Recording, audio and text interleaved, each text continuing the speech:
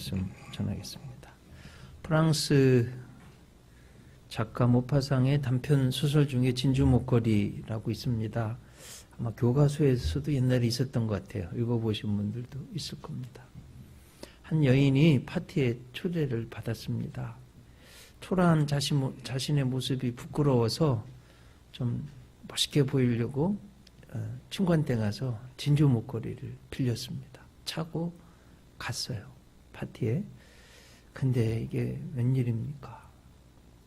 그만 잊어버리고 말았어요. 남편하고 그 비슷한 목걸이를 사려고 열심히 일을 했어요. 뭐 돈이 생기면 제대로 먹지도 좋은 옷을 사지도 못하고 그렇게 모아서 친구한테 빌렸던 목걸이 비슷한 걸 진주 목걸이를 사가지고 일평생이 걸렸는데 가지고 갔어요. 그 친구가 보더니 왜 이렇게 늙었냐고. 그러니까 이 여인이 쭈루루 눈물을 흘렸습니다. 그러면서 너무 늦게 가지고 와서 미안하다고 진주 목걸이를 친구한테 주었어요. 친구가 하는 말, 왜 진짜 목걸이를 가져왔냐고. 그거 옛날 그거 가짜였는데 안 가져와도 되는데. 이 두 부부가요 거의 실신 직전까지 갔습니다. 이게 이제 그 소설의 내용인데 참 뭐 이런 일이 왜 없겠어요. 뭐 현실을 풍자한 이야기죠. 참 얼마나 가련한 여인이 한평생 그것 때문에. 자, 여러분 모파상이 말하려고 하는 뭐 여러 가지 교훈이 있겠지만 무슨 교훈일까요?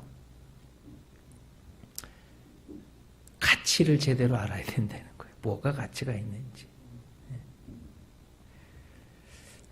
하나님, 믿음, 영혼, 교회 이런 게 중요한데 사람들은 돈, 또 어떤 결정권자, 사람들의 가치를 둡니다. 제가 엘비스 프레슬리 이야기 하나 해드리려고 그러는데 뭐 요즘 뭐 광고에도 나오더라고요. 저 엘비스 프레슬리. 뭐 저 사람 원래 성가대 출신이에요. 근데 유명해져서 떠났어요. 얼마나 돈이 많은지 개인 비행기 타고 다닐 정도로. 그런데 그가 그런 말을 했습니다. 나를 보통 사람처럼 평안하게 살게 해준다면 내가 그분한테 100만 불 주겠습니다. 요즘 뭐 달러 1,100원대잖아요. 12억 주겠습니다. 근데 실제로는 평안과 평온을 찾지 못하고 뭐 약물 과다 복용이랄지 42살에 좀 비참하게 죽고 말았습니다. 자, 여러분 인생의 가치가요 돈에 있지 않고 어떤 명예, 세상 즐거움에 있지 않다는 거예요.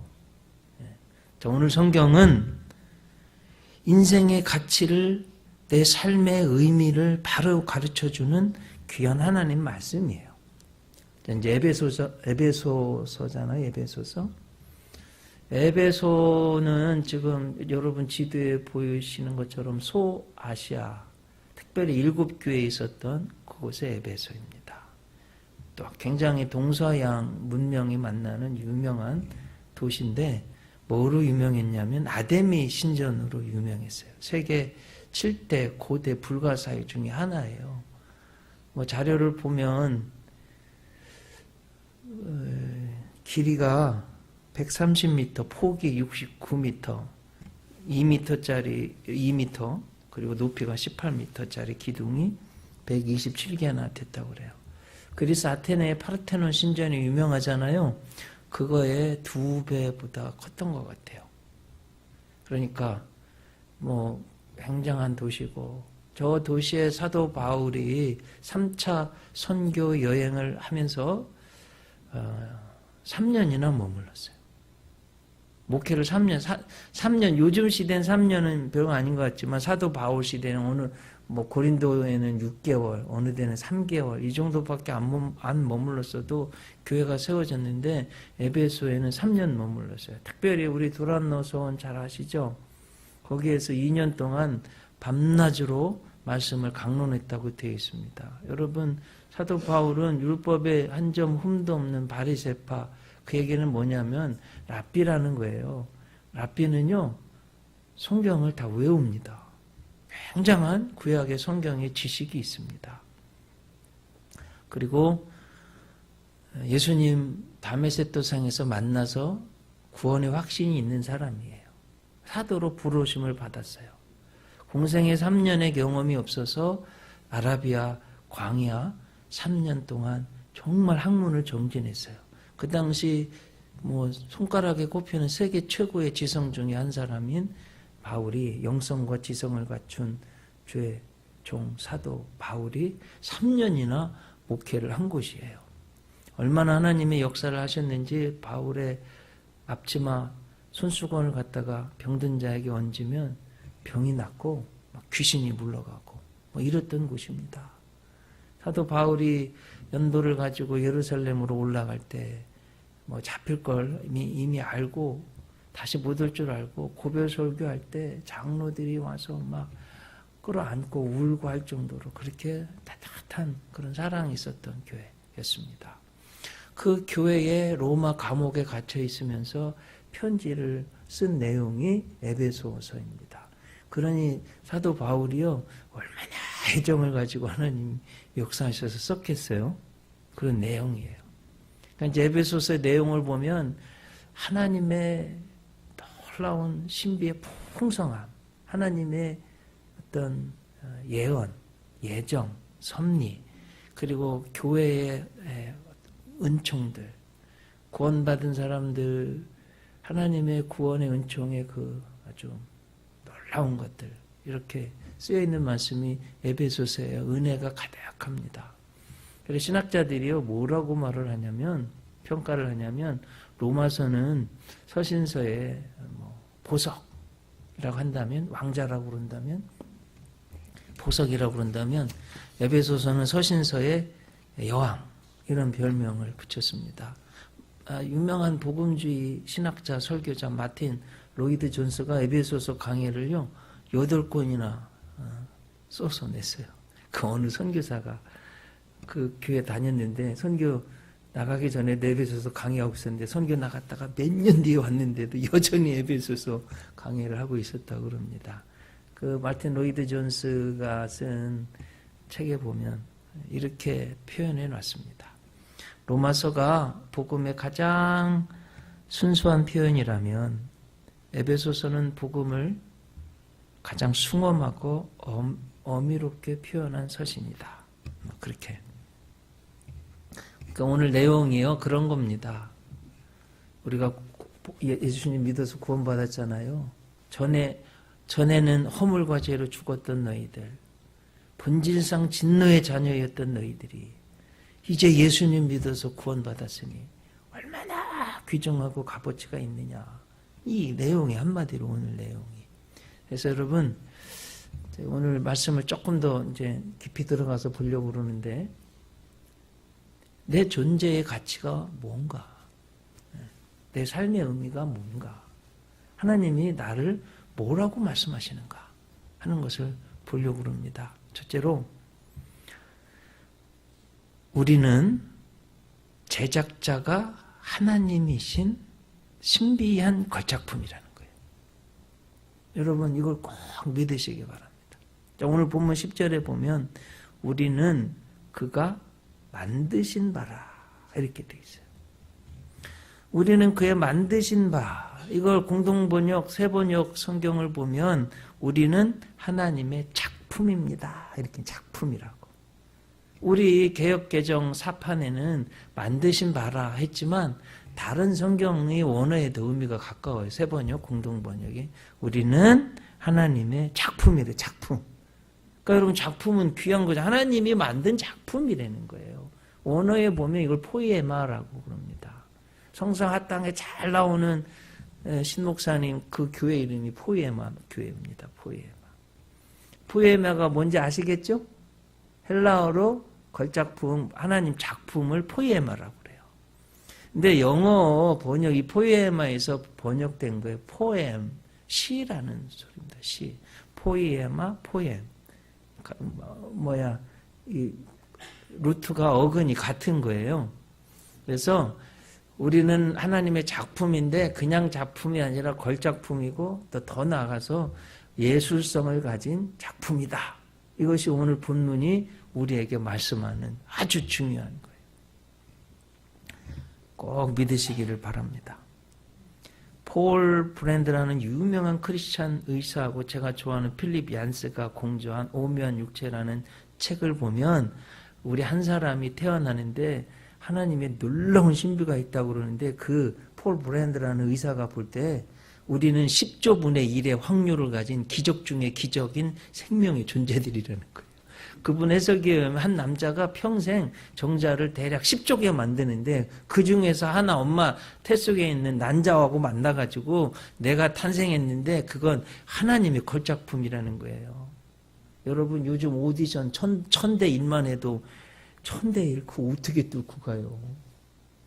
굉장한 거잖아요. 10,000대 1만 해도 억대 1만 해도 엄청난 건데 상상도 할 수 없는 10조 분의 1의 확률을 가진 우리 생명이 그렇게 귀하다 하는 말씀입니다. 오늘 교동문에 읽은 시편 139편 4절에 보면 나를 지으심이 심히 기묘하다고 그러죠. 기묘하다. 또 시편 139편 17절에 보면 하나님이여 주의 생각이 내게 어찌 그리 보배로우신지요. 그래서 자 여러분 이제 우리 인생이 우리 장로님 같은 경우는 70 훌쩍 이제 80 다 돼 가시고 또 60, 50, 40, 30 뭐 이렇게 있어요. 때로는 성공도 하고 실패도 하고 나에 대해서 어떤 생각을 가지고 있는지 모르겠어요.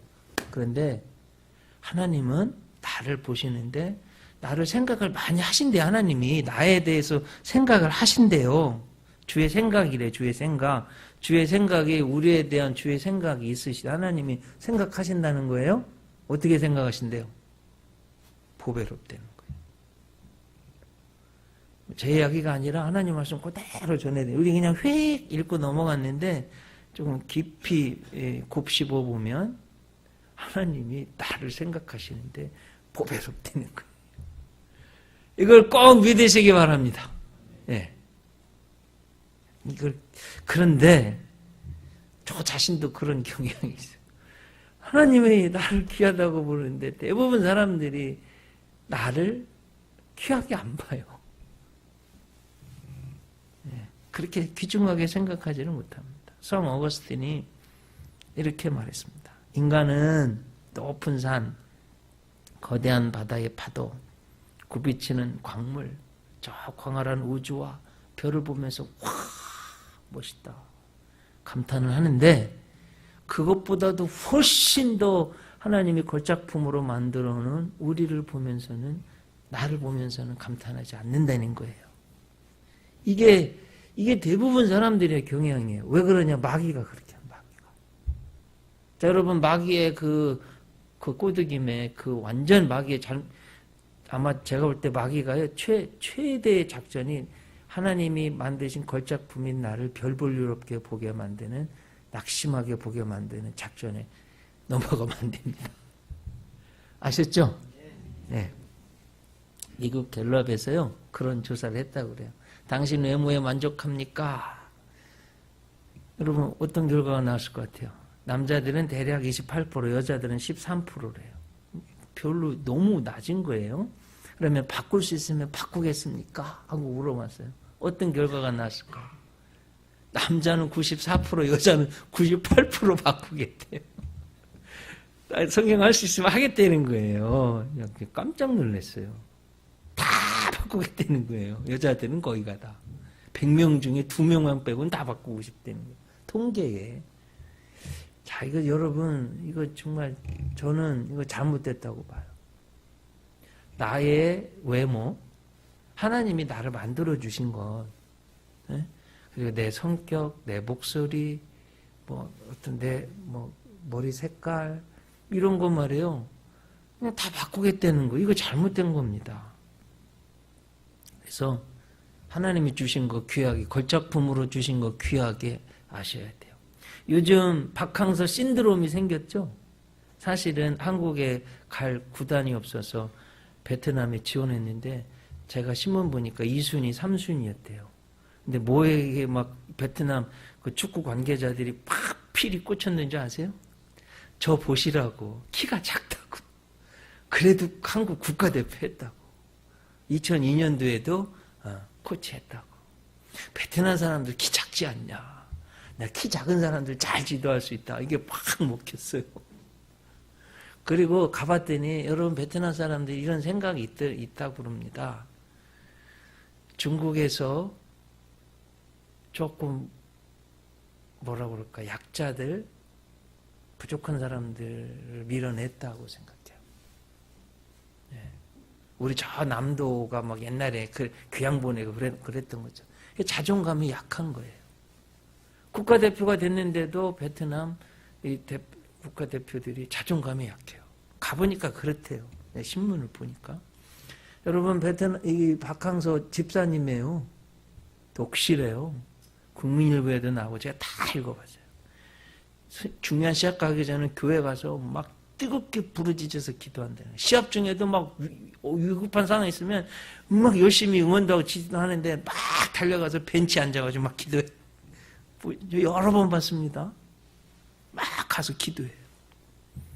그러니까 구원받은 집사님이에요. 자존감, 나는 하나님의 구원받은 이 아이덴티티 정체성이 있는 집사님이에요. 그래서 베트남 그 국가대표, 당신 너희들은 베트남 국가대표야. 잘할 수 있어. 이 자존감을 계속 심어줬다고 그래요. 그러더니 바뀌기 시작했다고 그럽니다. 여러분 이게 얼마나 중요한 이야기입니까? 하나님이 나를 하나님의 신비스러운 걸작품 마스터피스로 만들어 주셨다는 거예요. 꼭 믿으세요? 네. 그래서 피지컬 마스터피스, 육체적인 걸작품이라는 거예요. 자, 그 다음 뭐냐 이제 선한 일을 위한 걸작품입니다. 오늘 본문 10절 하반절을 보면 자, 우리는 그게 만드신 바라는 거예요. 근데 왜 그러냐면 그리스도 예수 안에서 선한 일을 위해서 지음을 받았다고 그러죠. 그냥 우리 획 넘어갔는데 너무너무 하나님이 나를 구원해 주시고 재창조해 주시고 창조해 주셨다가 예수님 믿어서 재창조 구원해 주신 이유는 목적은 선한 일을 위한 걸작품이다 하는 거예요. 특히 여기 보면 하나님이 전에 예비하사 우리로 그 가운데 생하게 하려 하심이라. 전에 예비하사 요 헬라어를 보면 프로에토 이마센이라고 그랬는데 프로라는 말은요 영어로 말하면 비포 전에 만세 전에 이미 예정하시고 그렇게 만드셨다는 거예요. 자 여러분 하나님이 우리를 이스라엘 백성을 만인을 위한 하나님의 제사장 국가로 만든 건 신앙적이고 도덕적이고 착한 민족이 되게 하기 위해서. 지금 우리들을 구원해 주신 것도 재창조해 주신 것도 우리의 값어치는 뭐 선한 일을 위한 걸작품이라는 거예요. 이걸 꼭 믿으시기 바랍니다.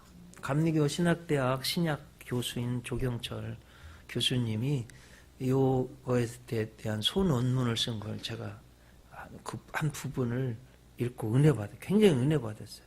한번 소개하려고 합니다.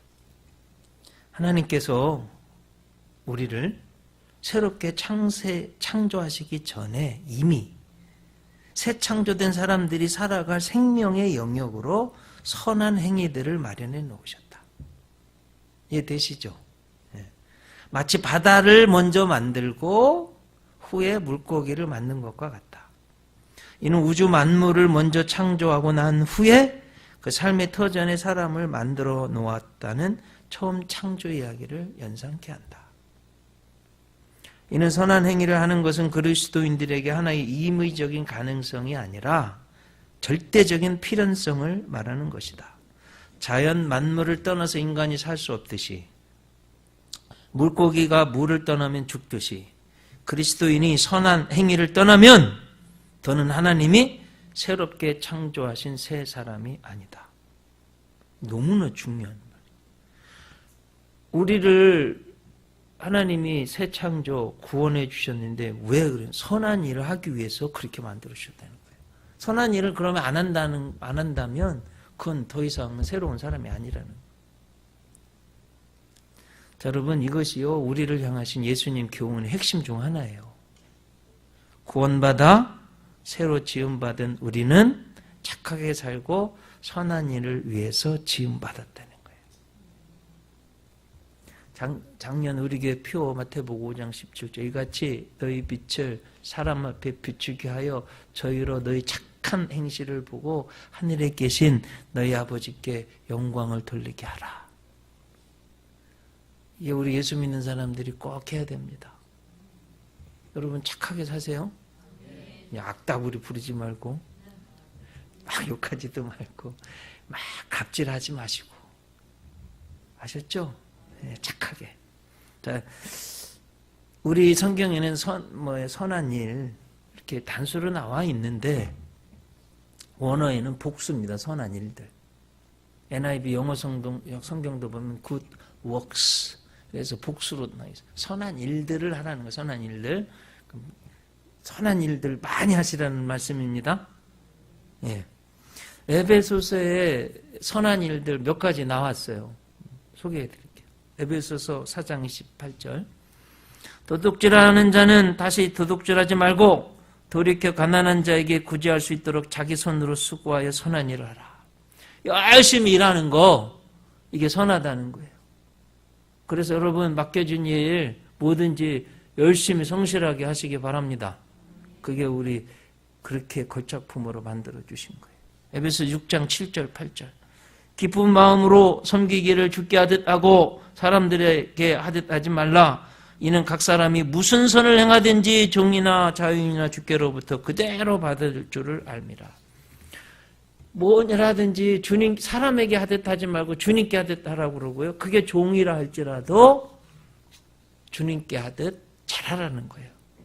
그래서 여러분 보면 우리가 살다 보면 그렇잖아요. 내 위에 상사도 있고 내 밑에 부하도 있고 그렇잖아요. 어떤 형편에 내가 혹시 부하에 있더라도 열심히 하고 내가 혹시 상사에 있으면 갑질하지 말고 오늘 하나님 말씀의 핵심이에요. 이제 말세 지말입니다. 말세라는 것은 예수님 처음 오시고 예수님 다시 오시는 걸 말세라고 그래요. 요 끝을 살고 있다고 그래서 말세의 끝, 말세 지말 이런 세상이 자꾸 어두워져 가요. 자꾸 막 부패해 가요. 그러면 우리가 착하게 살아야 돼요. 소금, 빛으로. 그래서 하나님이 우리를 모랄 마스터피스, 도덕적인 결작품으로 썩어져가는 세상을 이게 우리가 착한 일 많이 하고 선하게 살라는 거예요. 제가 책을 읽다가 인도의 복음 전도자 아주 전설적인 썬다싱 이야기 읽고 너무 은혜 받았어요.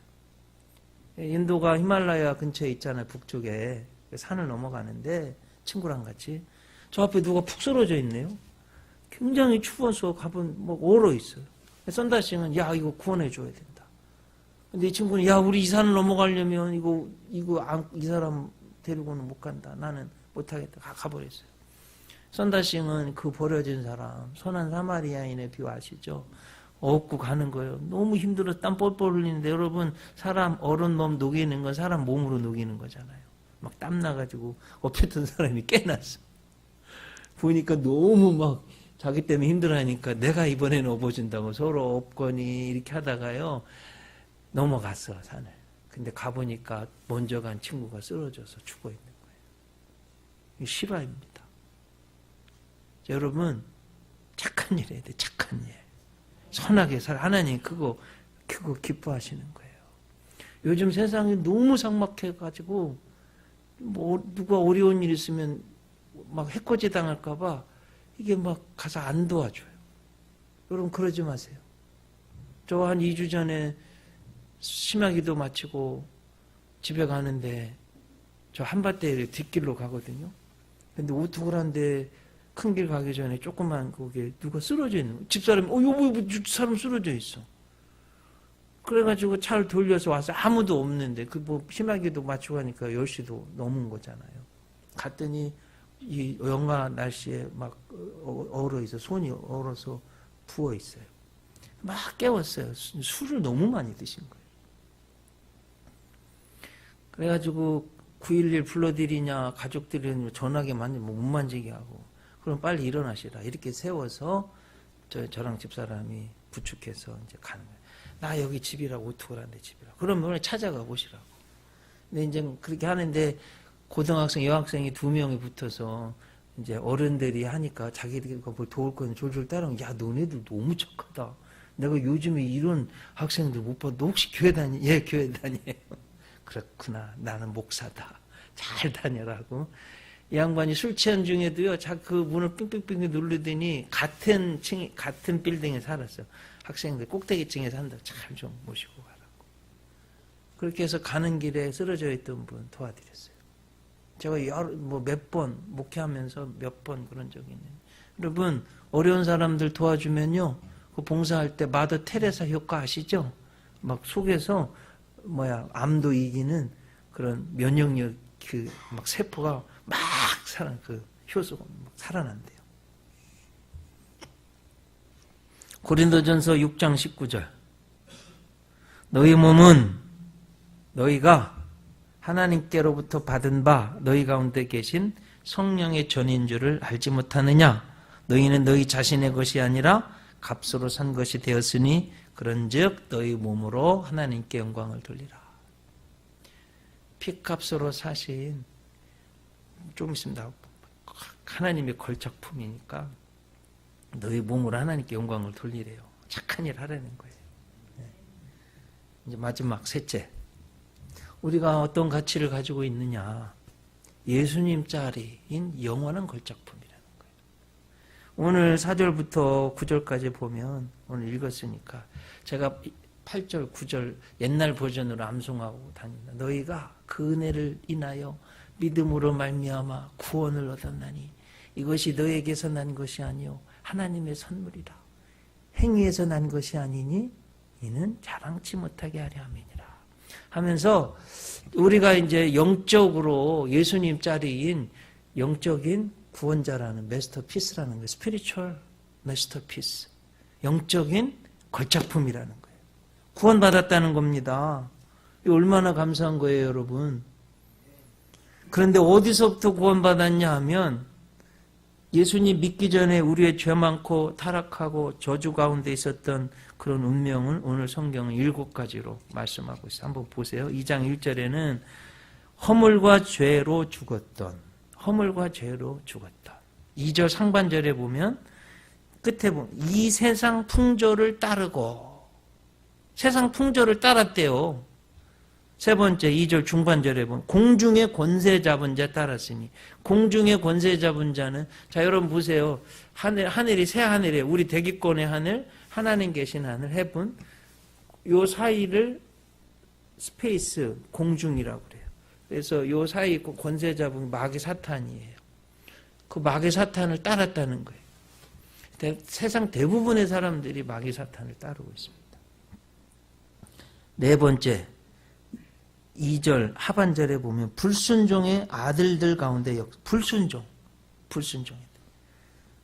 다섯 번째 3절 상반절에 보면 육체의 욕심을 따라 지내며. 3절 중반절 육체와 마음에 원하는 것. 그냥 마음 내키는 대로 하는 거예요. 3절 하반절에 보면 본질상 진노의 자녀였다는 거예요. 전에 허물과 죄로 죽었고요. 세상 풍조를 따르고요. 마귀 공중 권세 잡은 자 따르고요. 불순종했고 육체 욕심을 따라서 내 마음 내키는 대로 그냥 본질상 진노의 자녀로 살았던 게 이게 우리의 과거의 운명이었어요. 여기서부터 하나님이 우리를 구원해 주신데 어떻게 구원해 주셨습니까? 예수님 만왕의 왕, 우주의 단 한 분, 하나님의 아들 예수님 보혈의 피값으로 우리를 구원해 주신 거 아니겠습니까? 그래, 이걸 재창조라고 그래요. 자, 여러분 보세요. 첫 번째 창조는 하나님이 엿새 동안 하셨어요. 두 번째 창조는 예수 그리스도께서 완성하셨어요. 첫 번째 창조는 말씀이신 예수님을 통해서 했고, 두 번째 창조는 말씀이신 예수 그리스도 안에서 완성하셨어요. 첫 번째 창조는 사람을 보면서 야 선하다, 보기에 좋다. 그런데 두 번째 창조는 그 선한 일을 하라고 만들어 주신 겁니다. 그래서 여러분 이것을 꼭 아시기를 바랍니다. 아마 나니아 연대기 애들 유명하죠? 그 쓴 분이 누군지 아세요? 나니아 연대기 저자 혹시 아시는 분? C.S. 루이스. 20세기 최고의 지성 복음 전도자 변증가. 네, 이분이요 공부를 굉장히 잘했어요. 근데 주님이 부르는데 계속 반항하고 도망친 사람이에요. 그가 그의 회심기를 예수님 믿게 된 자기가 중생한 때를 써놓은 글이 있는데 소개해드릴게요. 재밌습니다. 모를린의 방에 혼자 있을 때 일만 잠시 놓으면 그토록 피하고 싶어하던 그분이 꾸준히 한치의 양보도 없이 다가오시는 것을 밤마다 느껴야 했던 내 처지를 상상해 보기 바란다. 내가 너무나도 두려워했던 그 일이 마침내 일어나고야 말았다. 1929년 여름 학기 나는 드디어 항복했고 나는 하나님이 하나님이시라는 사실을 인정했으며 무릎을 꿇고 기도했다. 아마 그날 밤의 회심은 나 이거 영국을 통틀어 가장 맥 빠진 회심이자 내키지 않는 회심이었을 것이다. 그렇지만 지금은 너무나도 찬란하고 선명해 보이는 그 일이 당시 내 눈에는 그렇게 비치지 않았다. 하나님은 얼마나 겸손하신지 이런 조건의 회심자까지 받아주신다.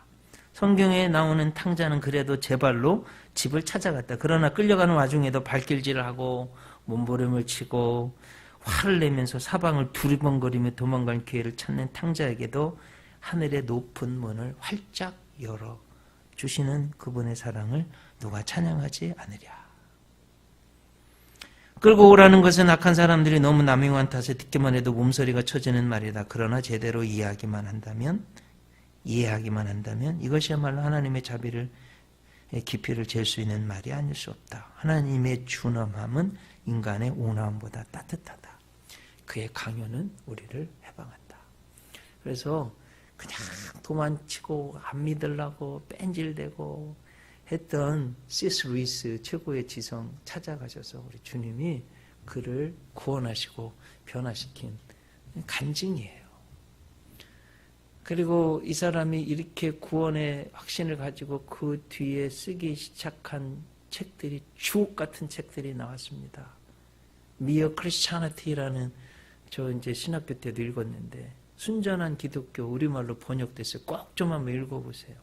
고통의 문제, The Problem of Pain, 나니아 연대기 등등 막 하여튼 주옥 같은 글들이요. 이렇게 영적 체험을 하고서 나왔어요. 하나님이 이렇게 우리를 구원해 주셨다는 거예요. 그래서 영적인 걸작품 예수님 짜리 꼭 믿으시기를 바랍니다. 근데 마귀가 우리를 그렇게 보지 못하게 해요.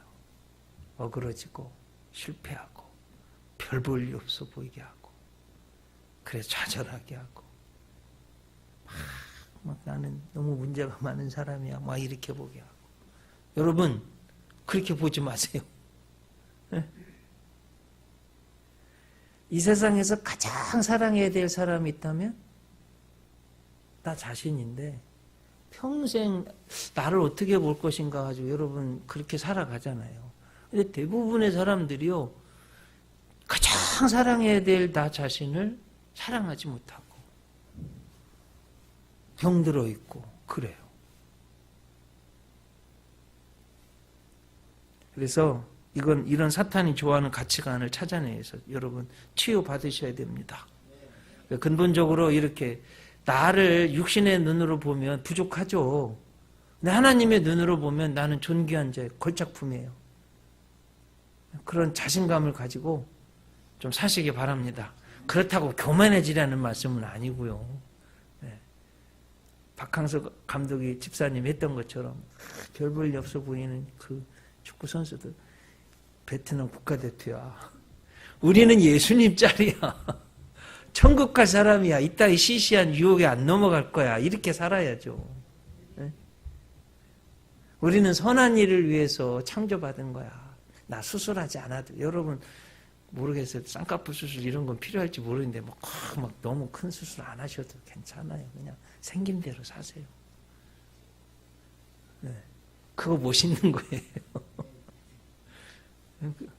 우리 그리고 착한 사람으로 착한 일을 하라는 거예요. 네. 영적으로 스피리추얼리 걸작품이라는 거예요. 결론입니다. 오늘 성경 보면 하나님 우리 어떤 존재라고 어떤 가치가 있다고 하세요? 첫째, 네, 신비한 걸작품. 육체적으로도 걸작품이다. 이 소리예요. 둘째는 선한 일을 위한 걸작품이다. 하나님 우리를 만들어 놓으신 목적이 착한 일 하라고. 그러니까 세상에 자꾸 문제가 생기면 우리 문제예요. 우리가 착한 일 안 하니까. 모랄 메스터피스. 또 세 번째 뭐라고 그러세요? 예수님 짤인 영혼의 걸작품이다. 기도하시겠습니다.